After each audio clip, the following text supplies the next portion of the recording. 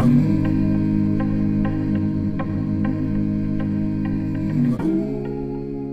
I'm Rosie Hancock in Sydney, Australia. And I'm Alexis Hutrong in Gatineau, Ottawa, Canada. And this is Uncommon Sense from the Sociological Review Foundation. It's where we take as our theme something that's become a bit of a mainstream term or something in everyday use. Like recently we talked about community, burnout, and last season we talked about things like anxiety or spirituality. And we sit down with a friendly expert guest who can help us to see it differently, more critically, more sociologically. Today, our theme is a word that I associate with a Britney Spears track. I guess I'm kind of giving away my age with that, but our theme this month is toxic. You might have heard it used in recent talk about masculinity or perhaps the politics of Donald Trump. But it could also take us to conversations about consumption, waste, governance, and environmental harm. And perhaps unsurprisingly, it's that latter area that we're talking around today with our guest, Alice Ma, who is Professor of Urban and Environmental Studies at the University of Glasgow and the author of Petrochemical Planet, Multiscalar Battles of Industrial Transformation, as well as Plastic Unlimited, How Corporations Are Fueling the Ecological Crisis and What We Can Do About It, among other works.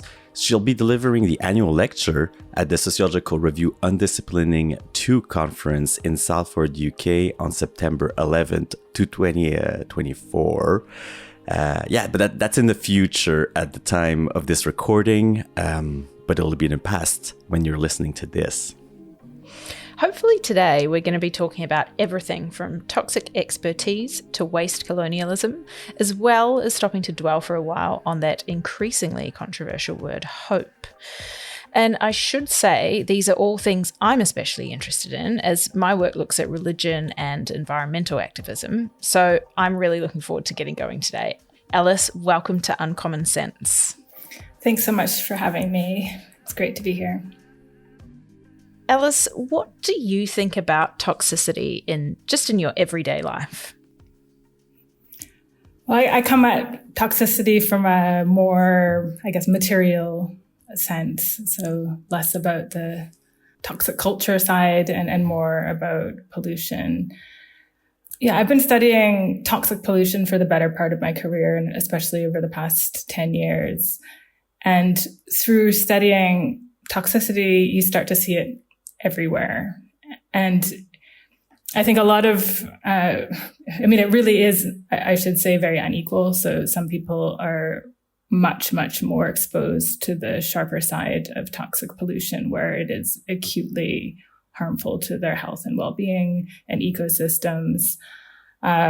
In my own life, I see it in the carpets and the floorboards and household products. I'm living now in Glasgow, having recently moved house. It is palpably harmful, actually, in a lot of these household products, as a lot of research is coming out to show. For example, in the forever chemicals we find everywhere, is increasingly in the air we breathe in major cities and rural areas. And this is again, unequal, but it's also a transboundary issue where it happens all around the world, rising rates of asthma and respiratory illnesses. It's in land and water systems.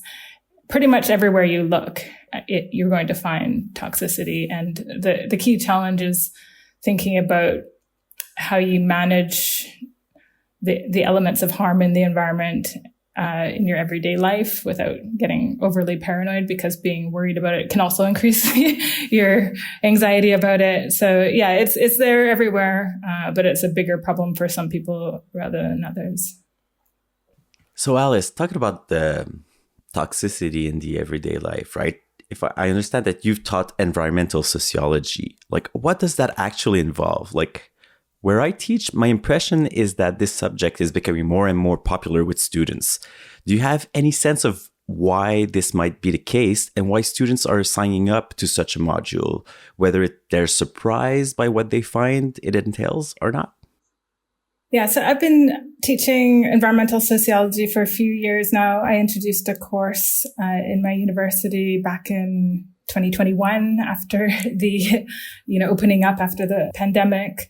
And yeah, there was a huge appetite among students for environmental sociology. I mean, I think every country is different in terms of the environmental sociological traditions. Canada, Britain, and Australia, where we're all speaking from, have very different traditions to where it is practiced elsewhere.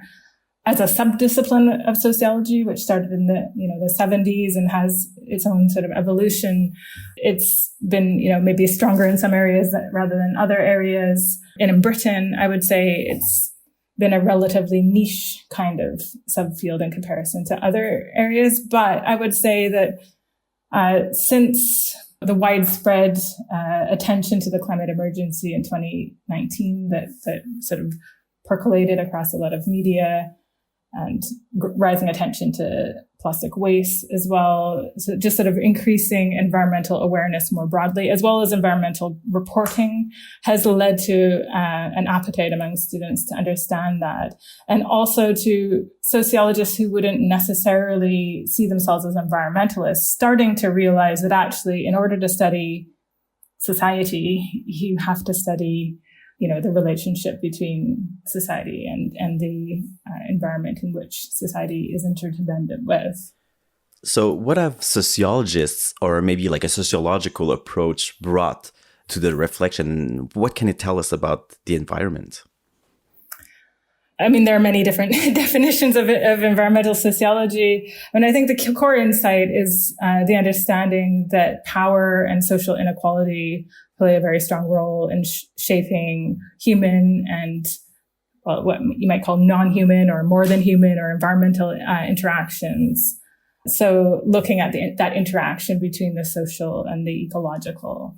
And I think that is missing from approaches that see the environment as entirely technical, like within the realms of science, or apolitical. So I think that attention to how, for example, access to environmental resources is inherently bound up with social inequalities and issues of power. I'm wondering, Alice, you said that environmental sociology was sort of a niche, subdiscipline, right? Do you think there's a problem with that? As in, if it's seen as being separate to so-called mainstream sociology, could keeping it separate imply that the environment or, so-called nature is distinct from us and from us humans, which are the proper topic for sociology? Humans are the proper topic and, environmental sociologists are over there doing their own little niche thing. So is the discipline maybe a bit stuck when it comes to thinking beyond human-centric ways of seeing? Interestingly, the emergence of the discipline in the 70s, in primarily in the US, was this idea precisely that you cannot separate society from the environment, and that these human and non-human worlds are interdependent.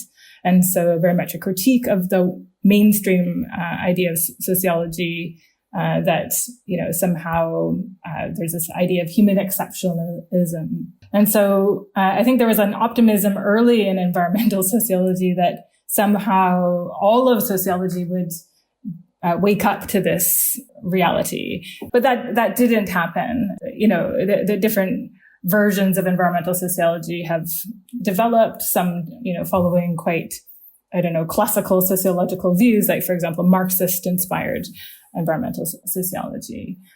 Yeah, I would say now, actually, interestingly, I think a lot of the attention to the more than human and the kind of very different ways of thinking about ecology, it's happening in spaces other than sociology, like other than environmental sociology as well, like philosophy, anthropology, geography. And it has a much longer history as well in terms of indigenous views of ecology and ecofeminism. So sociology as a whole has been quite slow to embrace those ideas. And I think there's still a tension in the discipline, because the primary object of study, if you want to call it that, is society. And so it's difficult sometimes to convince sociologists that the environment is in fact part of themselves, and it's inseparable. That insight is difficult to make all sociologists get on board with. You mentioned more than human in there, and I was wondering if you could just explain what that means. Well, I mean, it's not a term that I, as such, use. It is a term that a lot of scholars use, and it's kind of an awkward thing. It's kind of like talking about a category of race or gender and then saying the non aspect of that, it has an othering quality. So that's why I think some people, instead of saying human and non-human makes the non sound like it's somehow not as good as the human. So then they say more than human to sort of compensate for that. But I think the insights there are effectively a relational understanding of the world, which does have a long history in many different cultures, including indigenous and other, traditional views of relationships with the land and with people and ecosystems. And it's a complicated idea to try to unpick. And I think in a way to understand it, it isn't actually an academic point to understand. It's actually a very deep, almost spiritual insight that we humans are not separate from, the mountains that sustain us, the rivers that sustain us, the animals that we eat, the air that we breathe, and all the things that we do in our lives. Our actions are not separable from what we put out there in a way, so that it's a very, enmeshed and entangled system of relations. And it's an illusion to imagine that we as humans have some sort of dominance over that set of relations. Mm. Expanding on this kind of like these various forms of knowledge that we develop about the environment and about toxicity, we're going to center on your thinking expressed in and around the writing of two recent books, right? So Plastic Unlimited and Petrochemical Planet. And we'll move kind of fluidly between the two rather than confining you to talking about like one specific work. But am I right that both of them kind of draw on a project called Toxic Expertise? And could you tell us what that was and what it involved? Both drew inspiration, certainly, from the Toxic Expertise project, although weren't fully bounded by it. The Toxic Expertise project was a European Research Council funded project. So it was a large kind of research funded project that spanned 5 years, starting in 2015 and extending to 2020. Involved a team of interdisciplinary social scientific researchers. And the key question that we were asking actually was related to the toxic effects of pollution, particularly petrochemical pollution. So pollution that comes from that very problematic, dirty industry at the intersection between the oil and gas and plastics industries, the petrochemical industry, which produces 80% of its markets are for plastics, and 99% of what their raw materials are is oil and gas. And many are, in fact, oil and gas companies, although some are also multinational chemical companies. And one of the problems with petrochemical pollution and pollution more broadly is that it is very, very difficult to prove without a doubt, epidemiologically speaking, that harm from that pollution has caused illnesses in communities. It basically has such a high threshold that a lot of people have to have very terrible deaths or illnesses.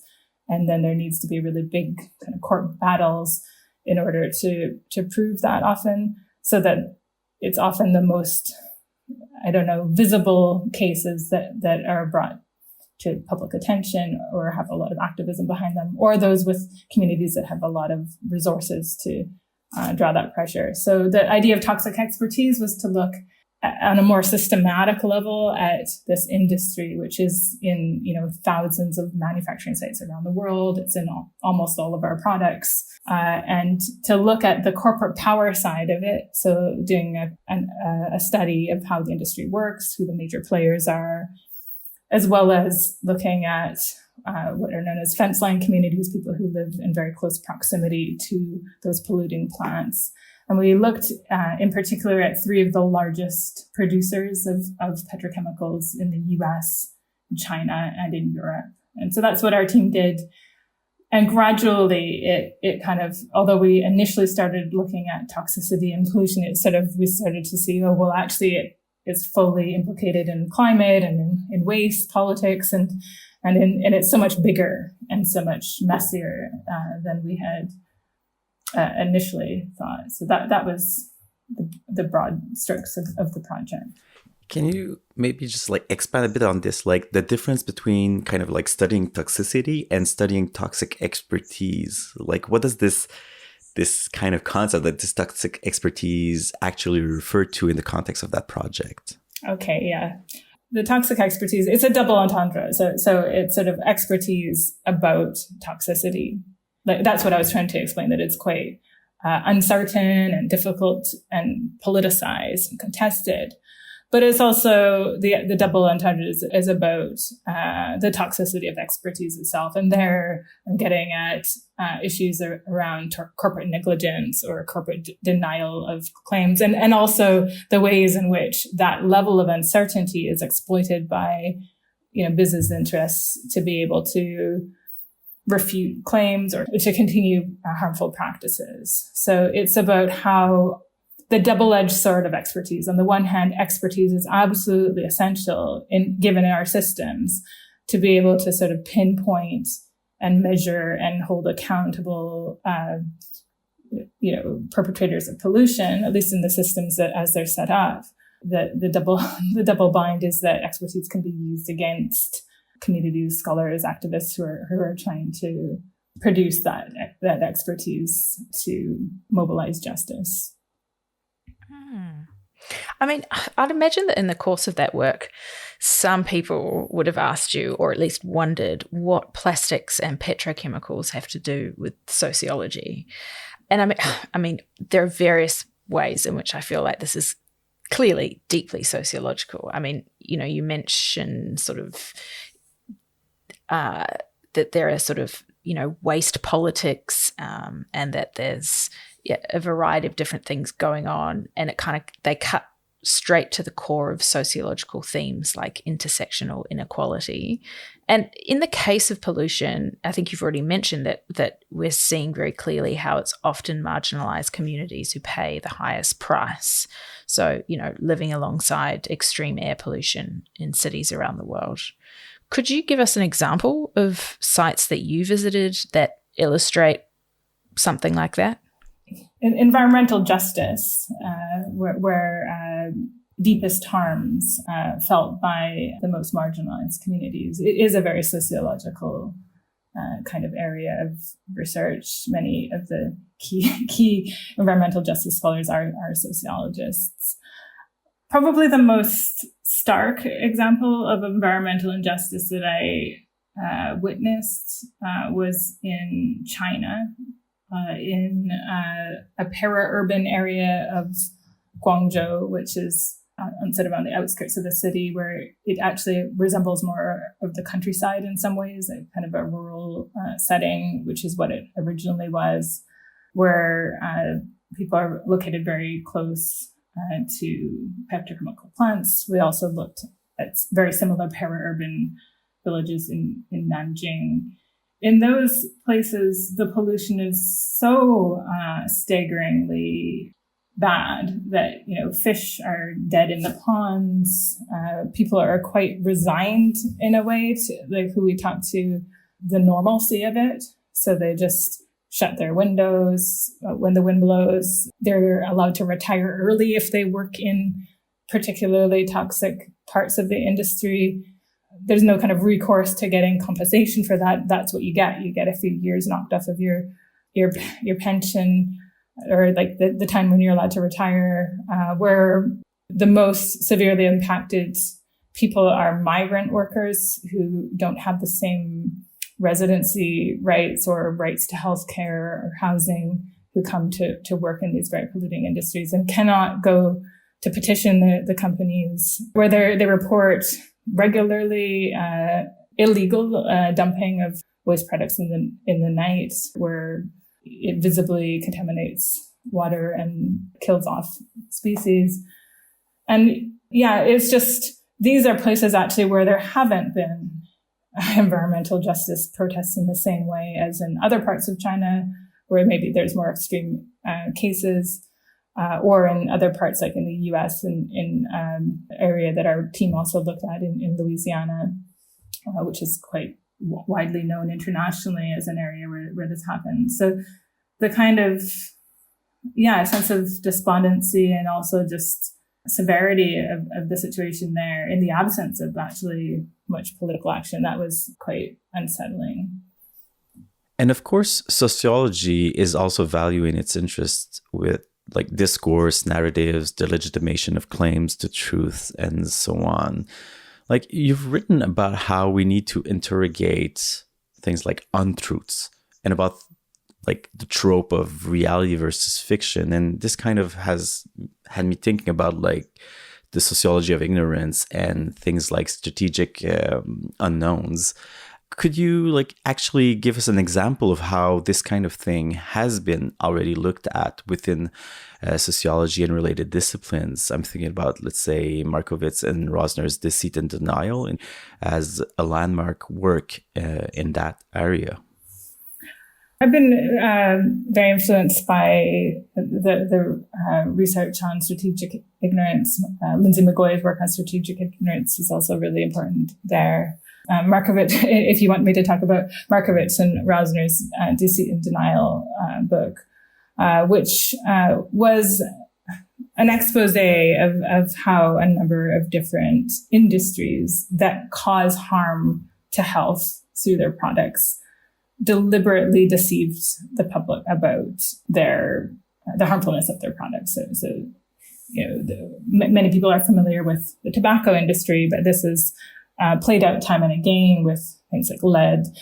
And in relation to petrochemicals, they gave a very detailed expose of how in the 1960s and 1970s, the American and European petrochemical industries together, like all the big ones, conspired together to conceal the scientific links between one of their main products, which was vinyl chloride, and cancer and other illnesses that were very traceable to vinyl chloride in order to protect their market. So they started to basically notice that our workers were developing rare cancers and rare degenerative illnesses and put scientists onto the case to find out sort of in secret whether there was a link. And then they found out that not only was there a link, but it happens at very low rates of exposure.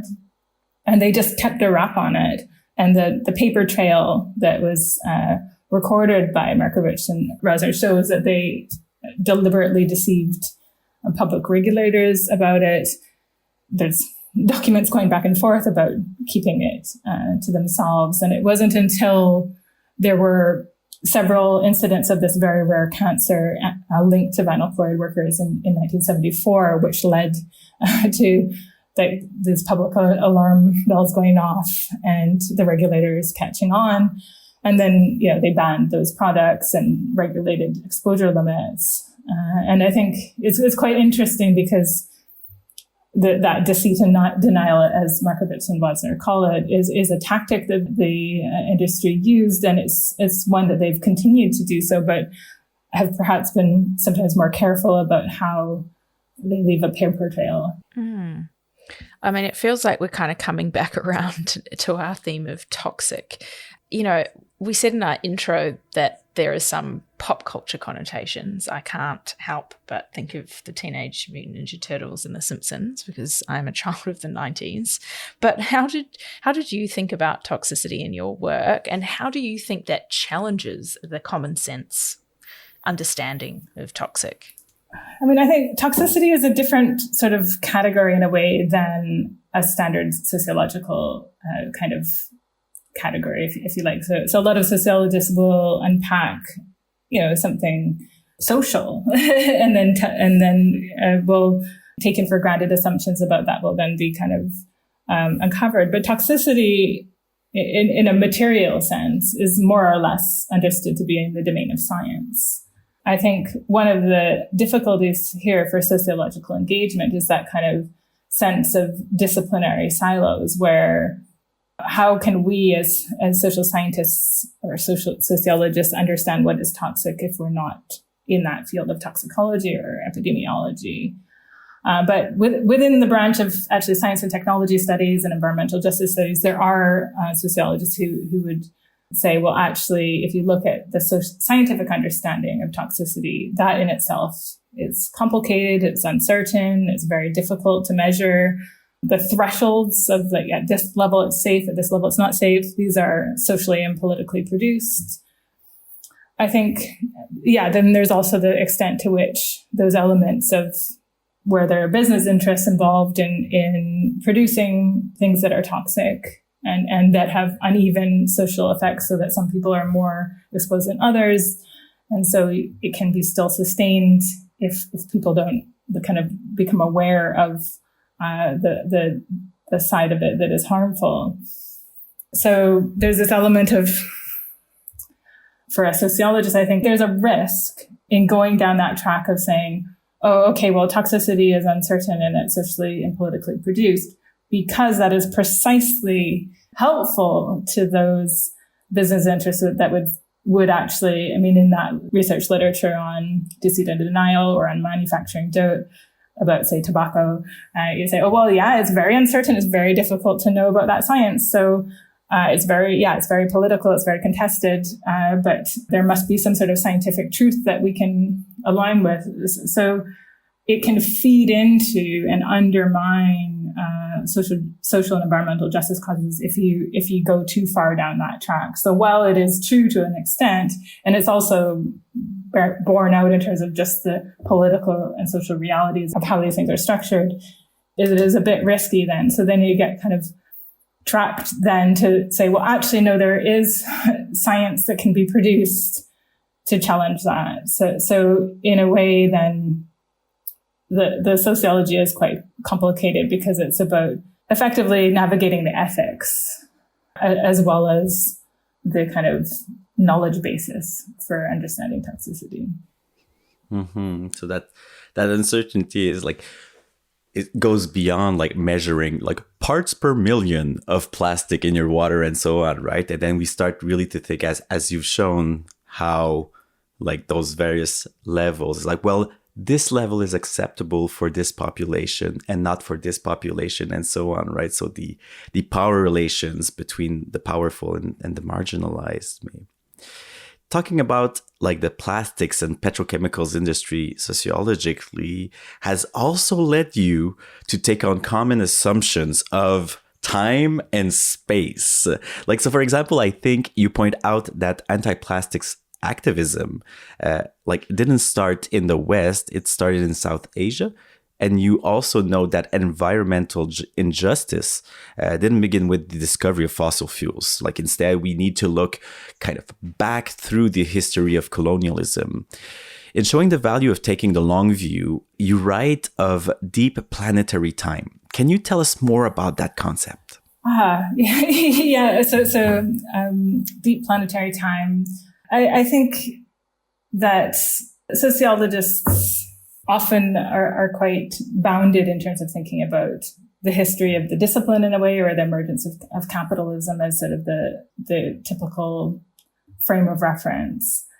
I think when it comes to environmental toxicity issues and the climate issues, that these do have very, very deep roots. And, you know, the point that I made in the book about a Petrochemical Planet, about the need to consider longer term timescales. I mean, that's not my point. That's something that many Indigenous scholars and Black scholars have written about how fossil fuels were based on the reliance on slave labor to create those forms of energy, and how the first contact, the origins of colonization, you know, many hundreds of years ago, was a case of injustice, of land dispossession and extraction of resources. And you can trace those histories much further back than capitalism. Whereas I think sociology often has kind of capitalism, or the kind of modern capitalist globalizing era, as its point of critique. And I'm interested to think about what it could mean, and this is an open question, to study a deeper time scale.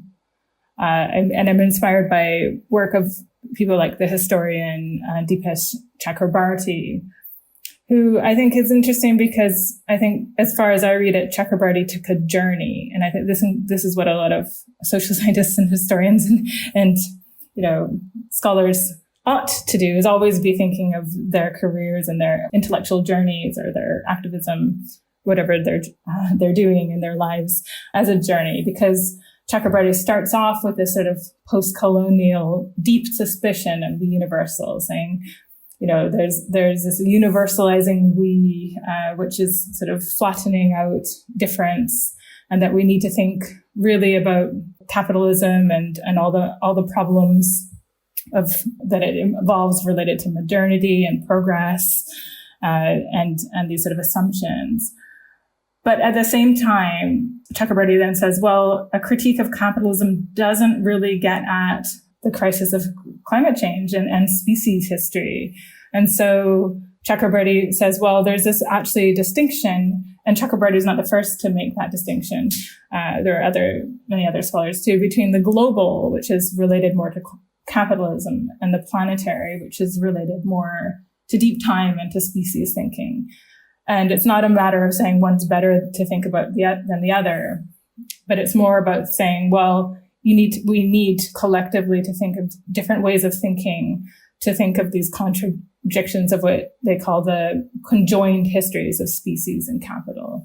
And I think that's quite profound. And I do think actually that sociology has been quite slow on going back to the more than human to think about that sort of species level of,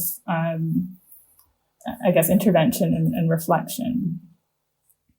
Yeah, I mean, based on your experience researching in this field, is this difficulty maybe to conceive of larger timeframes something kind of innate to human nature, or in some way maybe like socially constructed? And, maybe would you say our potential to think long-term might have been compounded by toxic expertise itself? I guess, you just kind of said that sociology maybe has struggled a little bit to think in these longer timescales, or different time registers perhaps. But I guess I'm wondering what role you would see sociology playing in countering some of the kind of problems that we're facing. Thank you. You're going for the really hard-hitting questions. As sociologists, I would say we're probably all suspicious of anything where we say it's innate. So I wouldn't want to venture to say anything is innate. But I would say that I think through doing this kind of research, I started especially thinking about ecofeminism and about dualistic thinking and relational thinking, and what I mentioned a bit about the sort of more than human ways of thinking linked to different strands of, I guess, I'd hesitate to say non-Western because it exists in all cultures, but I would say it's maybe not dominant knowledge anyway. It's all alternative forms of knowledge. That those alternative ways of thinking that are non-dualistic and that are more relational have been lost in the modern capitalist era, and that sociology, broadly speaking, is part of that project as a kind of discipline.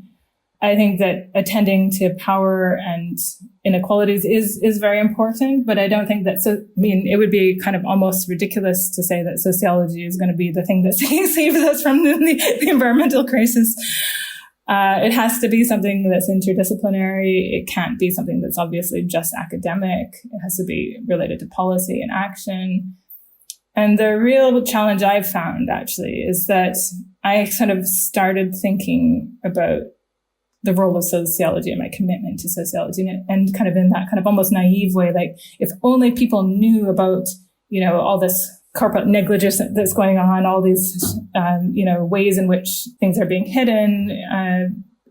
If everyone knew the scale of the injustices involved, then they'll do something about it. But of course, knowledge in itself doesn't lead to action, and it won't necessarily motivate change. So I think sociology is helpful for constantly reminding people and doing research that's rigorous that shows that this is a social problem. It's not just a technical problem. It's one that more sociologists should engage with rather than those who are maybe less confident to venture into the scientific and technical. But it's also one of, basically science communication and politics, and that's a really different kind of space. So that's my take on it. I don't know if that's very helpful. Okay, so a bit of doubt that sociology will save us all from this, but at the same time, you mentioned like action and change. Okay, like in your work and going back to this theme of scale, right? You argue that there's a rising opportunity to take on the plastics industry through multiscalar activism. Can you tell us a bit more about that? Yeah. Okay. So one day it's rising opportunity. The next day it's, tiny fledgling, possibility. So it depends on, where one is. But, in the research that I've done, and I wouldn't say that this is like a new big concept or something. It's just that I think starting that research on the petrochemical industry prior to the declaration of climate emergencies, prior to the viral videos that everybody was watching about plastic straws and the David Attenborough Blue Planet film that where people sort of switched on in limited spaces to these environmental issues. A lot of these fence line petrochemical struggles were at the level of, there's a plant in somebody's back garden or like that's poisoning their community, and they face this uphill battle, maybe rally some resources, hopefully nationally and get some attention, and then maybe win a court battle. But I think often those struggles end up that the plant moves somewhere else, so the place of contamination and harm shifts. The systemic issue continues. So although there have been these issues since 1970s and 80s in this place in Louisiana known as Cancer Alley, where there's this very strong agglomeration of toxic polluting industries and environmental racism, is still the case today. So what I notice is that there are increasing connections between interconnected issues of people coming together from, let's say, climate justice movements, land rights, labor rights, those protesting against plastic waste and waste colonialism and environmental racism. So, for example, on pipeline disputes, that you see solidarities between people opposed to oil and from a climate perspective, but also from the pollution from a petrochemical perspective, and farmers and local peoples there, or from the global anti-plastics movement who starts to join the dots between climate, health, plastics, and pollution. And sociologically, I guess I argue that multiscalar activism, drawing on the work of the sociologist Stuart Hall, involves processes of articulation. So this idea that it doesn't have to be a joined up movement of, tens of thousands of people all together at exactly the same time. It's these sort of moments of arbitrary closure within longer term political and cultural struggle in which different elements temporarily unite. So you could start to see that there are different nodes and networks being fought on different scales and fronts against the harmful expansion of broadly speaking, the oil, petrochemical, and plastics complex. So that's what I point towards in terms of some of the movements and some of the interventions that I looked at. And I also make the point that these don't always have to be really big scale. Like, it's not always about scaling up activism, making it bigger, but it's also about these other ways of like scaling across or burying below. So these, according to different capacities and different context. So it always has to also be attentive to context. It doesn't make sense to just have a one-size-fits-all kind of model of activism and change. Alice, before we close part one, it's very tempting to ask for a bit of reflection on where hope lies. I mean, we've just been talking about some pretty cool, activism, and this is often what you would want to do in discussions of climate change in futures, so that we don't all, feel incredibly depressed. But I wonder whether you'd kind of want to challenge this kind of always turning for a hopeful story in trying to end our narrative here on a positive note. Are we producing our own form of toxic expertise or our own form of denial? Well, that's quite a bold way of putting that question. I mean, I think you can argue about terms, right? And I would say that both of those books that I wrote, I try to end somehow to be a bit more hopeful. And a lot of the quest was about seeking some sort of practical action that you can imagine will be helpful. And I think it's, for myself, I definitely feel like, and I know that there's a critical literature on the very idea of hope. I feel like the falseness of sort of just saying that everything will be fine, I think that's quite a different thing than, keeping on fighting and finding joy in small wins, or still trying to make the world as much of a better place as you can. So this idea that, we're just going to turn things around. We'll get to net zero. We just have to, keep it up. And, there's technology and there's ingenuity, that kind of line, this almost flippant idea that within certain kind of, I guess, climate policy circles, for example, is really problematic, because it's just patently does not align with, last year was the hottest year ever, and this year is probably going to be more hot, and last year was record levels of greenhouse gas emissions, but somehow we sorted out this track to address the climate emergency, back in 2019. So this it is a real kind of, I think, cognitive dissonance, this flip to be hopeful in the sense of turning things around. So I think more in terms of, we do need to accept that there's elements of loss already underway, huge suffering, very uneven. But just because we can register that and acknowledge and feel sad and anxious and all the kind of climate emotions and about that, doesn't mean that every single, degree or contaminated land isn't worth sort of fighting for, according to what kind of resources that you have or energies. Yeah, it's a difficult one. And has Gramsci contributed to your reflection on this? Oh, yes, very much. Well, I've been fascinated by Gramsci since my master's and the key insight from Gramsci that this analysis draws on is the idea of wars of position, the idea of struggles effectively between hegemonic and counter-hegemonic forces in society. So those that are more dominant and those that are subaltern, as Gramsci writes, or just those who are resisting. The idea that struggles are over political and economic futures are not only about blunt domination or power, but that they are fought on cultural fronts.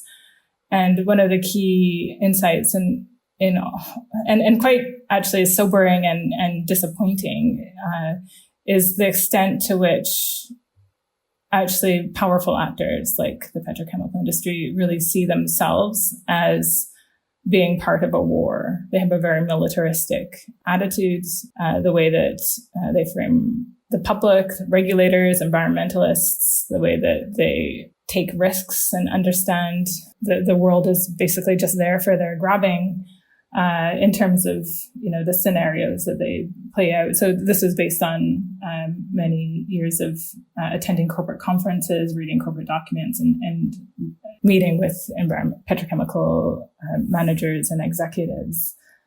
And so that kind of sense that these battles are being fought, warlike mentality that not only has dominance in terms of resources, but in terms of the stories, the narratives that are told about the industry. So the industry itself relies on this very idea that everything is essential, like everything they produce, we can't do without it. You can, just because plastic happens to be in a lot of goods means that we can't do without any of them, really. So it's sort of an all or nothing kind of way of pitching that. And I would say that is what needs to be countered, probably more than anything, is that kind of cultural side of how inevitable and how impossible and how dependent upon these petrochemicals and plastics that societies are. And I think unpicking that is part of the work of counter-hegemonic strategies and part of that multiscalar activism that I was talking about. Yeah, it's something that I think about in my own work on environmental activism. Often I've done quite a bit of work with religious environmental activism, and I find that tension can be there as well. This idea that if you believe enough, everything's going to turn out all right, or like that there's some kind of, you're working to a higher plan or something like that. It's not, I wouldn't say it's consistent across all the people I talk to, but sometimes you hear it. Yeah, it can feel like a little bit of a tension sometimes. Look, we're going to be back in a moment to talk about a thinker who's inspired you in your own work, since we've just all been inspired by your work. But first, a word from Mikola. Hi, I'm Mikola Benson, Chief Executive of the Sociological Review Foundation. Thanks for joining us to hear Alice Marr from the University of Glasgow shake up our understandings of all things toxic. We're really enjoying putting Season 3 together so far and have covered subjects from privilege to the margins with scholars from around the world. We really hope that you find this podcast a valuable resource for all your sociological and non-sociological inquiries. If you've been to the sociologicalreview.org, perhaps to check out our show notes or our other podcasts, you might have seen that the Sociological Review Foundation is a charity.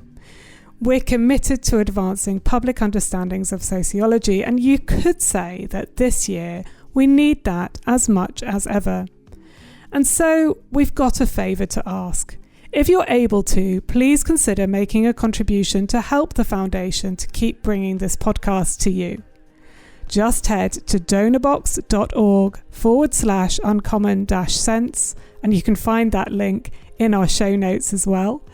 And there you can make a one-off or repeat donation to directly support the making of Uncommon Sense.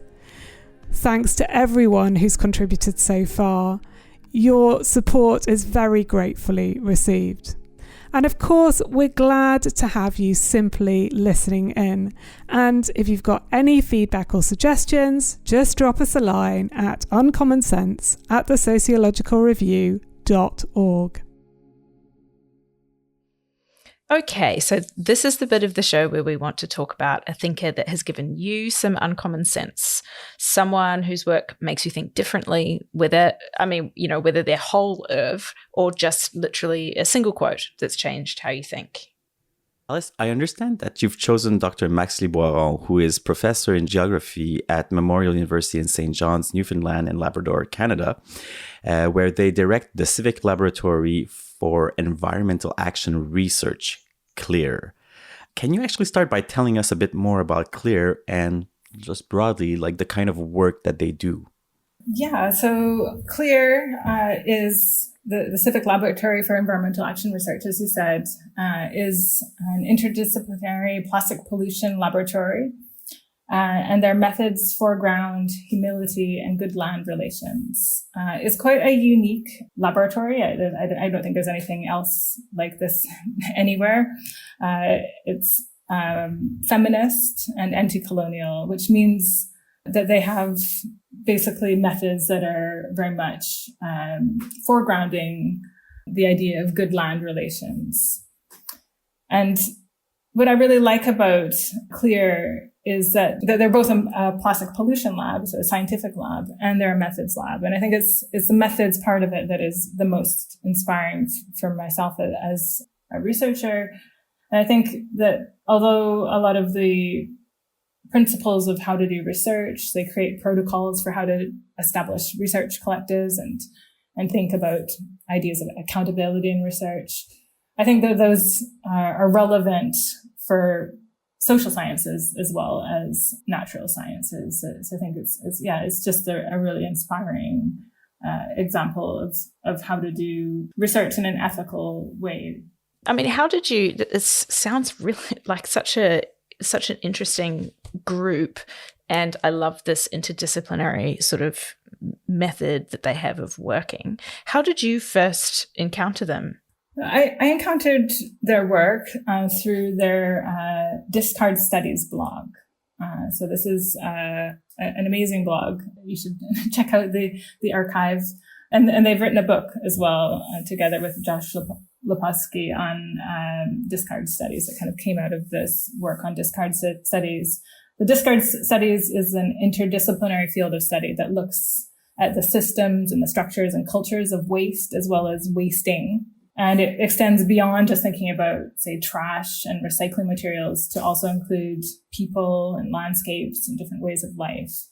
And it very much challenges ideas that we know what waste is, because everybody, throws stuff out, and this idea that it could be managed through technical practices only. It is quite sociological in that sense. It sort of, instead of taking waste for granted, it examines waste as being social, cultural, economic, political, historical. So that's how I first encountered their work, and then followed it since, and been very much inspired by their very important book, Pollution is Colonialism, which came out in 2021. My favorite quote from that book, the one that kind of sums it up, is this idea that the reason that pollution is colonialism, which is quite that is quite a bold statement, that it is not just like colonialism, it is colonialism, is that pollution effectively is the assumed entitlement to use land as a sink. Wow. Yeah. I mean, you've just talked about how pollution is colonialism. And I know that Clear names on its site that they use anti-colonial research methodologies. Could you elaborate on what that might mean in the context of this research? Well, I think anti-colonial rather than decolonial, drawing on this influential article or work by Eve Tuck and K-Wing Yang, decolonization is not a metaphor. Decolonization is important to talk about, but unless you're literally going to be giving back land, or unless it's sort of taken quite a bit more seriously, it shouldn't just be used as a catch-all for, adding a name to a curriculum and so on.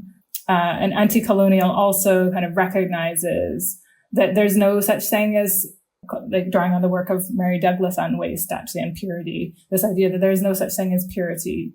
It's not as though you can just extract yourself from or exempt yourself from being within colonial systems that we seek to oppose. So this idea that being anti-colonial is always within that context. And so too our methodologies. So whether that's science, whether that's as a writer or as a reader, you're always part of these land relations, and you're inextricably kind of connected to these aspects of colonialism. And so it's sort of thinking, then what do you do? And so it's basically about ethics and values. So it's sort of taking more accountability for decisions that are taken in doing science and in doing research. And that, counter to what some scientists might claim, in the natural scientists, doing science involves taking certain kinds of decisions. So they say, like, asking some questions and not others. So some kinds of questions might lead to more harm if you're looking only at, say, mortality of cod in their example. It's about who you choose to work with and collaborate with, and what you give back to communities, or how you collaborate with them, how you work in solidarity.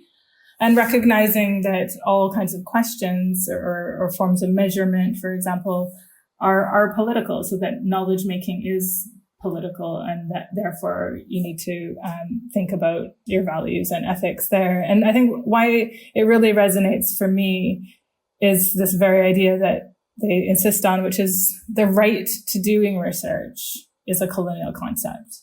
And that goes back to the idea of pollution being about, not assuming access to land. And I think that social scientists, although you might get consent forms in the kind of research that they advocate, first you need to get permission from, and not just permission, but sort of discussion, agreement, support, encouragement, invitation from people whose land it is to do that research.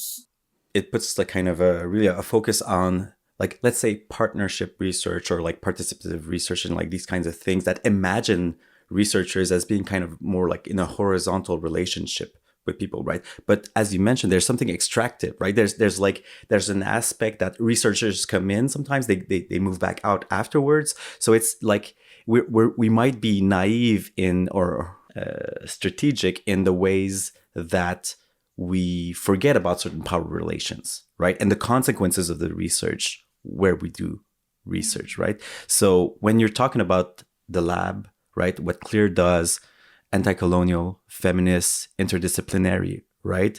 It really, as you mentioned, you've been inspired by this, right? So I'm wondering, like, would you have like a few examples maybe of how their work has maybe changed certain things that you did or were doing in your past projects, or maybe kind of inspired the way that you want to do research from here on out? I mean, one very concrete thing, just in terms of thinking about the kind of work that I do. There's a line in their book, Pollution and Colonialism, about the albatross and how, in the wake of all the media attention related to the plastics waste crisis, there were all these images displayed of sort of like dead and injured marine wildlife, and you see that very commonly in journalism and in kind of well-intentioned activists. And certainly, I'm sure I've had a PowerPoint presentation at some point or another that had featured that. And they say, and it's kind of an interesting provocation, they say that it's rude to display pictures of dead albatrosses because it misses the wider relations, the land relations between the albatross and the plastics. It turns them into a resource for shock. That kind of uncommon sense thing is like, oh, okay, well, I had never thought about that. It's unethical to display a lot of like kind of gory scenes from, situations that are violent. I mean, a lot of media does do that. And there's that kind of tension between, on the one hand, wanting people to know about something that's bad that's happening in the world, and, building up that resistance. But then there's the kind of element of extraction or exploitation that in terms of how you engage with it. So I've never since then included any of those sorts of images in any presentations. And that very kind of key idea about assumed entitlement does make me think a lot more about how to engage in research projects in the future. I think it is quite challenging if you do want to do place-based empirical sociological research. But I think, I've thought a lot about things like, climate implications of doing research and how you better engage with communities when you're doing research in different places, and how to avoid a lot of those ethical missteps or bad relations. But I also take their point, which is that you're always embedded in it. There's no way that you can just sort of go, okay, well, if I do this, this, and this, then I'm safe from it and I'm doing the right thing. And so I think, more broadly speaking, how an ethical researcher should be working anyway is to always be thinking, how can you live best by your values and try to assess different situations to do the most good and the least harm, I guess, in your research. Alice, thanks for introducing us to Max Liboiron's work there and the work of CLEAR. We're going to put all that in our show notes so that everyone can take a look. But before we completely run out of time, this is the place where we wanted to grab just one more thing, if we may, for our show notes, and that is your recommendation of something that speaks to our theme today. Not just toxicity, but it could be environmental activism, climate change. We can go broad. And we're talking a pop culture recommendation here. So really funny thing is, I know that actually we've both come wanting to talk about the same movie, because that's kind of like clearly the pop cultural reference that everyone needs to be across. So I'm going to let you tell us about Dark Water. I mean, the reason I chose it is because it is, I guess you could say, a message film in the sense that there aren't very many of feature films with like big actors where it reaches that kind of audience. And it's a real case against a very powerful company, DuPont, after they had contaminated a rural town in West Virginia with perfluorooctanoic acid, or PFOA, which is a type of forever chemical, eventually scheduled by the company for millions of dollars. But I think what's really interesting about the fact that it was made into a movie, following lots of really amazing journalism as well, is that I think it's one of those cases where the media attention through film helped to create further action. So not only on further litigation cases, but also to the commitment of the US president to introducing the first standards of regulations for the broader class of chemicals, the para and polyfluoroalkyl substances, or PFAS, which is, in terms of the case that movie talks about, it's just one of like 10,000 different kinds of forever chemicals. And then in the past couple of years, the European Union committing to phasing out all PFAS, banning 10,000 different types. And this is in everything. So it's a very, very big impact in terms of affecting consumer markets, affecting corporate practices. And I think that obviously the legal cases that were won by this, exceptional lawyer, Robert Billet, were quite important. But it does show, I guess, going back to what I said about multiscalar activism, that there are multiple ways in which you can draw attention. So it could come from something like a film, and something like litigation, activism, and regulation, and those all coming together, and we're starting to see more momentum. So that's why I think that's quite an interesting film to pick. Thank you so much, Alice. It's been so fascinating talking to you today, and to learn about so many thinkers that I at least wasn't really familiar with. But that's all the time we have for today. So yeah, thank you for joining us. Thanks very much for having me, Rosie and Alexis. Thanks, Alice. Bye. We'll be sure to put the different readings and thinkers Alice mentioned into our show notes, which you can find in the app you're using to hear this and on the podcast page at thesociologicalreview.org. At that site, as ever, you can also take a look at our themed magazine, the Sociological Review Journal, and our other podcasts, as well as episodes of Uncommon Sense that relate to this one on subjects like nature, care, and rules. We'll be back soon with more Uncommon Sense. Our sound engineer was Dave Crackles, and our producers were Alice Block and Emma Holton. Thanks for listening. Bye.